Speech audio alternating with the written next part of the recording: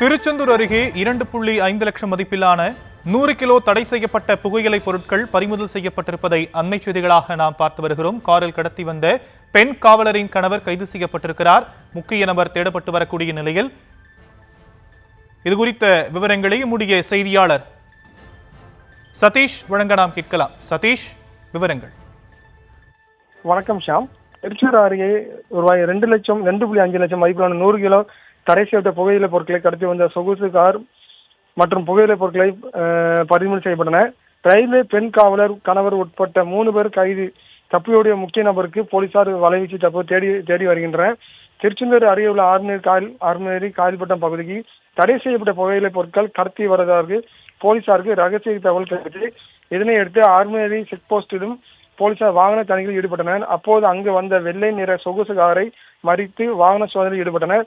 காரை ஓட்டி வந்த நபர் போலீசார் பார்த்ததும் காரில் இறங்கி தப்பி ஓடினர். இதனையடுத்து காரின் பின்புறம் அமர்ந்திருந்த 3 பேரை பிடித்து விசாரணை நடத்தினர். தொடர்ந்து காரின் சோதனை செய்தனர். அதில் மூட்டையில் 100 கிலோ தடை செய்யப்பட்ட புகையிலை பொருட்களும் இருந்து தெரிய வந்தது.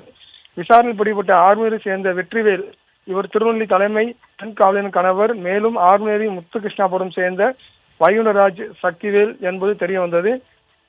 தொடர் விசாரணையில் இருவரும் தூத்துக்குடியிலிருந்து அடையாளம் தெரிந்த நபரிடமும் வாங்கி கொண்டு இப்பகுதியில் சட்டவிரோதமாக விற்பனை செய்ததாக கடத்தி வந்ததாக தெரிவித்தனர். மேலும் புகையிலை பொருட்கள் சொகுசு காரில் கடத்தி வந்து தப்பியுடைய ஆர்மேரி பேயுனை சேர்ந்த சக்தி விஜயன் என்பது தெரிய வந்தது. தொடர்ந்து விசாரணை மேற்கொண்டு புகையிலை பொருட்கள் கடத்தத்தில் ஈடுபட்ட வெற்றிவேல், வைகுண்டராஜா, சக்தி விஜயன் ஆகிய 4 பேர் மீது போலீசார் வழக்கு பதிவு செய்தனர்.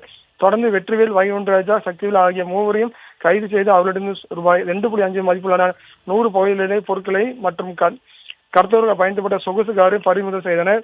மேலும் முக்கிய நபராக கருதப்படும் சக்தி விஜயனை போலீசார் தீவிரமாக தேடி வருகின்றனர். ஷாம், தற்போதைய விவரங்களுக்கு நன்றி சதீஷ்.